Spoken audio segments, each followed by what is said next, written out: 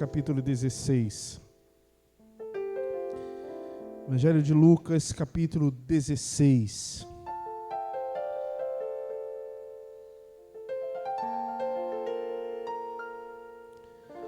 Nós estamos conversando nessas últimas quartas-feiras. Em maio a gente deu uma parada por conta do mês da família, mas nós estamos conversando sobre as parábolas de Jesus, as parábolas que o Senhor Jesus contou, as histórias que o Senhor Jesus contou, que são verdadeiros mapas, direcionamentos do Senhor para uma vida plena, para uma vida melhor, para uma vida santa, uma vida regozijante no Senhor da glória.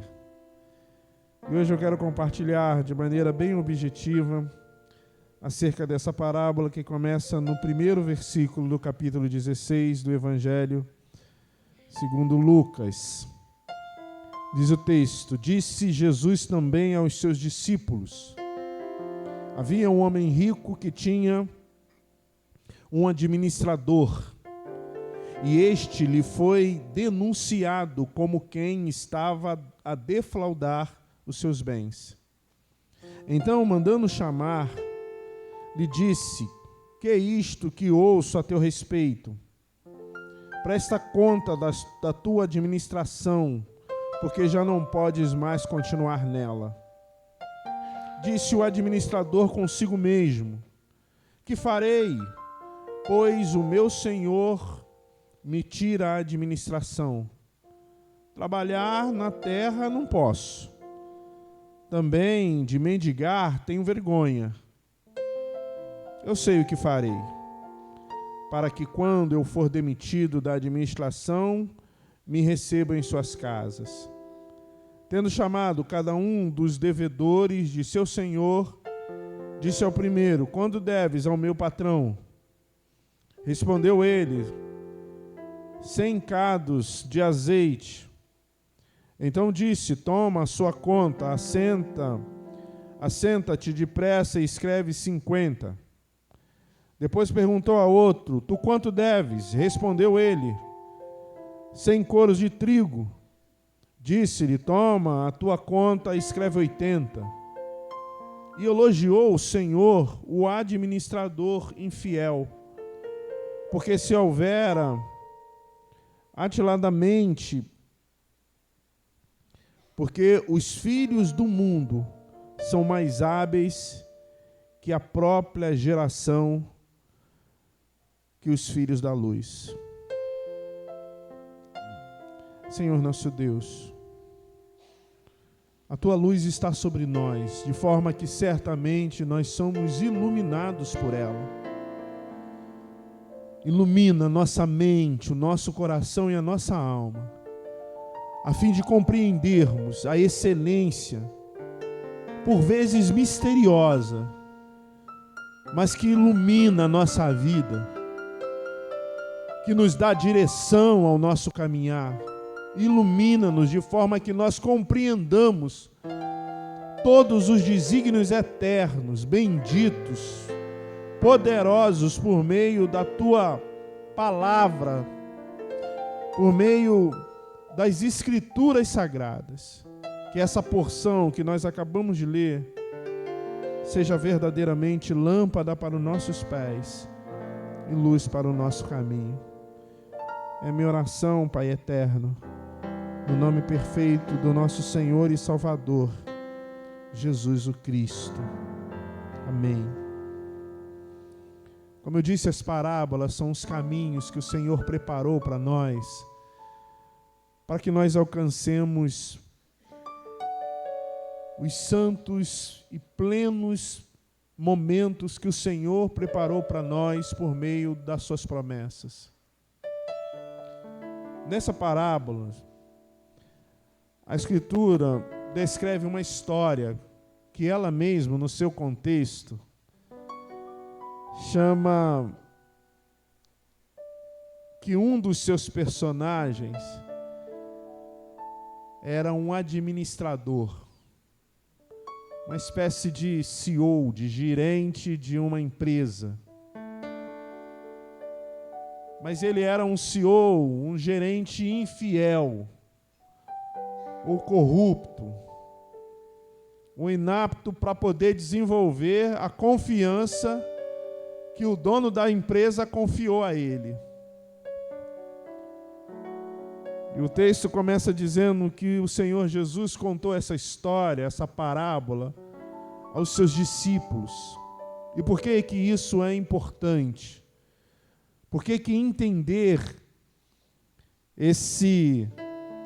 essa direção, esse destinatário é importante? Porque até então, as outras parábolas que antevêm a essa, do filho pródigo, da grande ceia, da ovelha perdida, da dracma perdida, é contada aos fariseus, aos religiosos, aqueles que não faziam parte do bando de Jesus. Essa é contada aos seus discípulos, aos seus seguidores.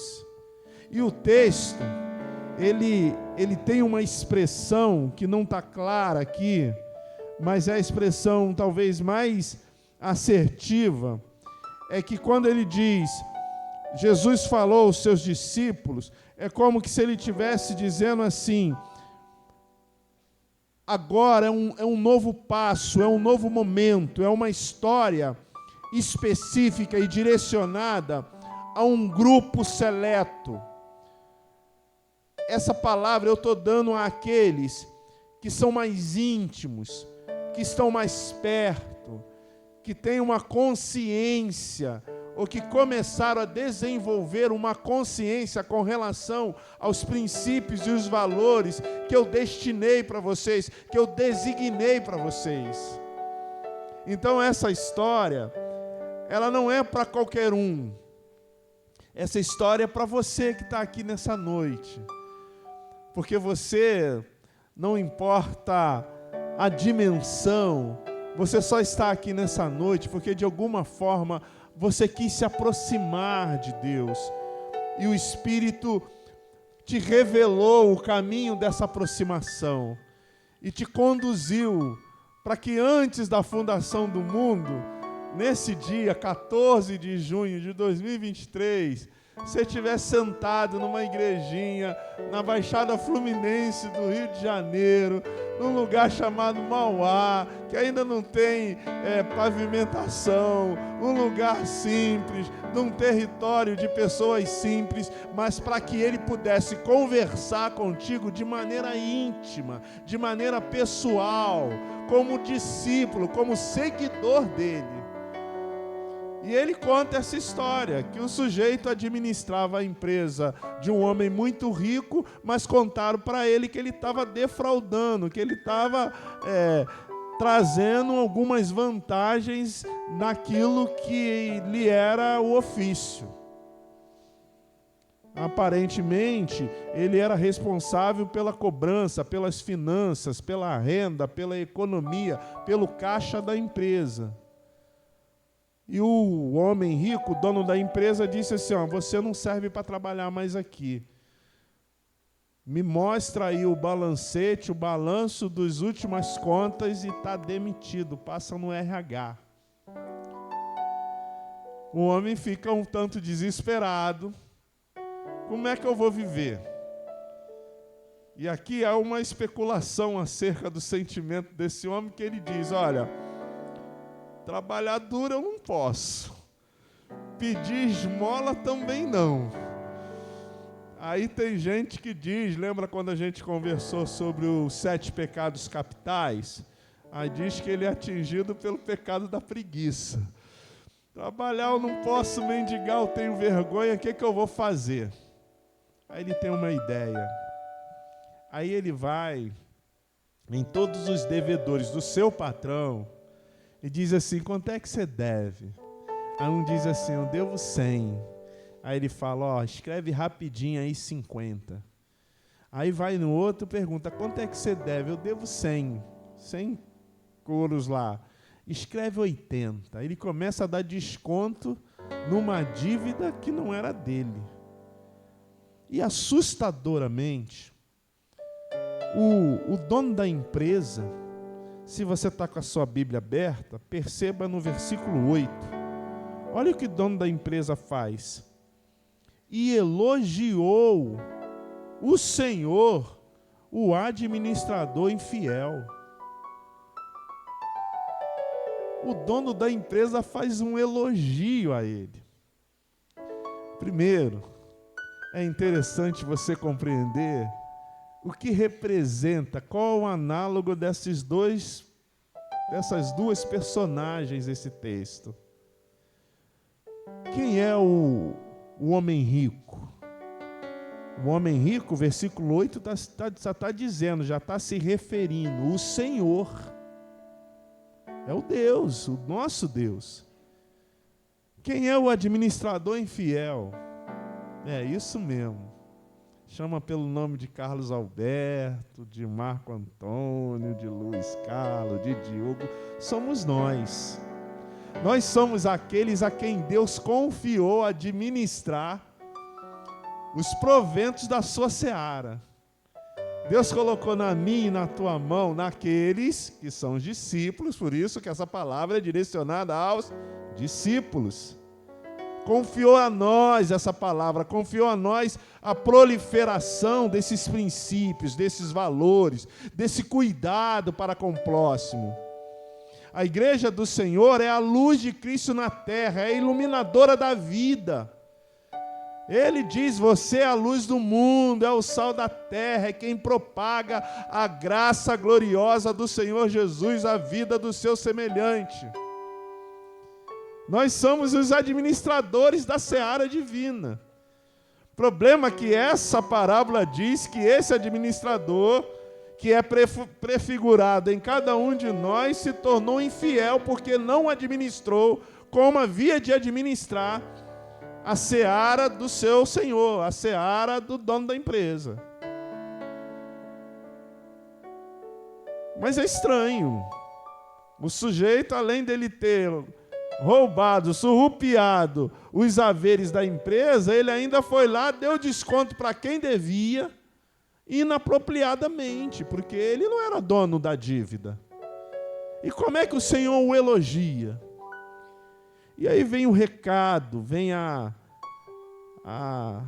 direção, para que serve essa parábola no contexto da nossa vida, e é muito próprio para nós. Primeiro, meus irmãos, a gente precisa entender a direção do ensinamento da parábola. A parábola está se referindo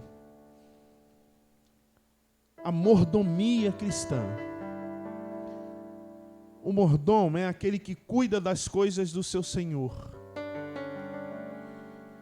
E ele está dando diretriz, como é que você e eu devemos nos comportar diante de tamanha responsabilidade, ou melhor, de tamanho privilégio. Deus olha para você e fala, vem cá, eu confiarei as finanças, a herança, o que de mais de valor tem da minha empresa nas tuas mãos. Então, duas coisas você tem que guardar no coração. Primeiro, Deus escolheu você. Deus escolheu você. Eu, pastor, você, eu também me assusto. Por que é que Deus me escolheu? Nunca se esqueça, o Senhor te escolheu. Isso é recorrente, eu já falei disso para vocês muitas vezes. Mas acorda todo dia pensando e absorvendo na alma, Deus me escolheu. E a segunda coisa, na progressão dessa, é que Deus não errou. Deus escolheu você e Ele não errou, Ele acertou, era você mesmo. Só pode ser você. Sabe aquele negócio? Ninguém é insubstituível? Não, não está certo isso. Você é insubstituível. Ninguém pode ser o que Deus disse que você é. Ninguém pode fazer o que Deus disse para você fazer. É com você, Deus te escolheu. O administrador foi escolhido lá pelo dono da empresa. Ele escolheu, é ele mesmo. Aí ele faz um elogio ao corruptor. Não, ele não elogia a pessoa do administrador, mas ele elogia, sim, as atitudes do administrador. Nesse caso, o que ele faz testifica, normalmente o que nós fazemos testifica quem nós somos. Mas nesse caso, o que ele fez não testifica quem ele era. Mas o fato de ele não ser quem deveria ser, não faz com que o que ele fez seja algo nobre. Então o elogio aqui vai para o que ele fez, para o que o administrador fez, não o que ele era. Ele era surrupador, ele surrupiava as coisas alheias, ele tomou uma dívida que não era dele, ou tomou o crédito de uma dívida que não era para ele. Ele está ensinando a gente a tratar com essas coisas, os haveres, os bens, aquilo que Deus nos dá pela sua graça. Então, primeiro, use seu dinheiro, use seus haveres, use as bênçãos que Deus te concede para construir pontes. A primeira parte do elogio que o Senhor fez a ele é uma recomendação. Ele diz: eu vos recomendo. Primeiro ele diz: olha, os filhos das trevas são mais prudentes que o filho da luz. Olha o que ele fez. Eu vos recomendo, versículo 9, das riquezas de origens iníquas. Tem uma explicação, eu não vou me ater a isso. Fazer amigos, é isso que você tem que entender. Ele está dizendo o seguinte, meus irmãos: use o que Deus te dá, as habilidades, o dinheiro, aquilo que você tem de melhor, para ser um ajudador, uma ajudadora, para estender as mãos, para poder levantar quem está caído, para poder abençoar quem precisa ser abençoado. É isso que o administrador infiel faz. Ele começa a abençoar todo mundo, para que quando ele ficar sem emprego, não ter onde morar, todo mundo que ele abençoou possa ter piedade da vida dele, e estenda a mão para ele, e ajuda ele como ele ajudou os outros. A intenção dele talvez não seja tão santa, mas a atitude dele é. A igreja do Senhor Jesus nessa terra tem que ser uma igreja que estenda a mão aos caídos, que ame ao próximo sem olhar quem é esse próximo, que ajude quem está precisando, que compartilhe disso que Deus nos dá pela sua graça, sem nós merecermos. Compartilhe com quem está necessitado. O dinheiro, meus irmãos, ele serve para 3 coisas.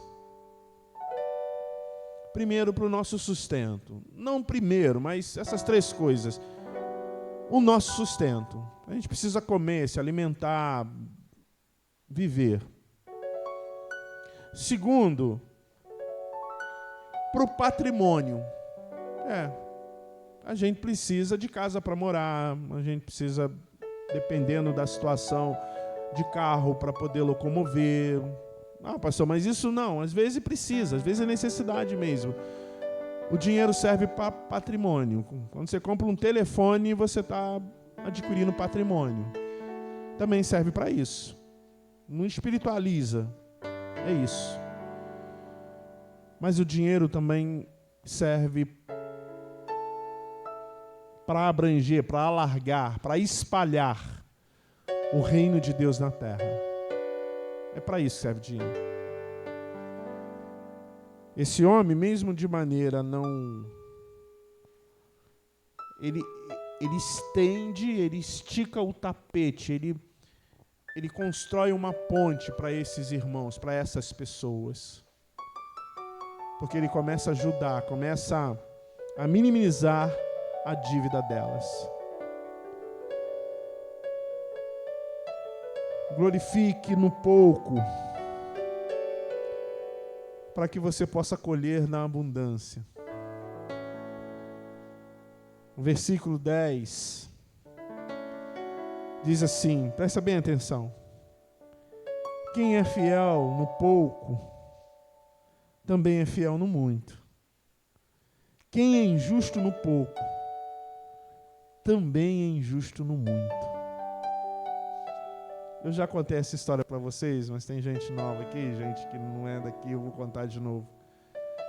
Há muitos anos atrás, quando a gente climatizou, colocou esses aparelhos para climatizar o templo, um irmão chegou para mim e disse: pastor, tem necessidade disso? Às vezes, né, a gente tem umas perguntas na igreja que dá vontade de responder. Mas eu disse assim: não, meu irmão, fica tranquilo, vamos orar e tal, e fomos embora. Mas certamente ninguém faz essa pergunta dizendo assim, a gente não tinha o que ele queria, na verdade, a gente não tinha que gastar dinheiro com essa coisa, isso aí não precisa. O que ele não sabia é que esses aparelhos, eles foram comprados por sete irmãos dessa igreja.